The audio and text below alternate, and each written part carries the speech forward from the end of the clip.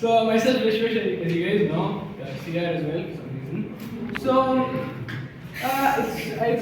the topic that I've chosen is not exactly similar to what we spoke before. Now, those were really trending and hot topics, but this is something, it's more like a piece of my mind. So nobody will believe this, but if I say that I'm an introvert, let's see how many people actually believe the fact that I'm an introvert. Can you raise your hands? Barely one. Okay, there's 3 people. So I like to speak, but I don't like to talk to people. There's a small difference between that. I usually avoid conversations. I'm usually in my own world. So like I'll be reading or something and people wake me up. So yeah, like physically present and mentally absent, but I do pay attention in class. So so there is a lot of stories. People say, bro, you speak so good. You don't have any stage fear. My hands are shaking actually. So it's a complicated thing to explain. And when it comes to friendship, we all have at least one friend. But I have ensured about this policy saying that no best friends. Let's not be close with anyone.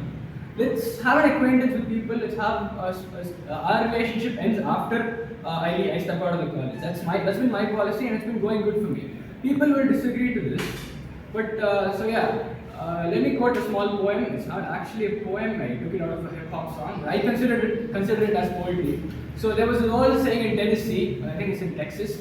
So this was recreated by modern poet Jermaine Lamar Cole, saying, "Fool me once, shame on you. You fool me twice, I can't put the blame on you. But you fool me 3 times, forget the peace sign." So I was quite moved by this rhyme scheme. It was more about the wordplay, but why even have a person that can fool you? Why even give that person a space to fool you? I have heard people saying, "Hey, bro, this person has betrayed me. That person is not being loyal to me. But he's considering me as his enemy, but I consider him as his best friend." All that drama. I quite honestly find an aversion to this thing. So to avoid all of this, I live in my own world, and the door is open, the door is closed. The door is always open. You can come in and go out, but just don't stand in the middle. Is what I believe in.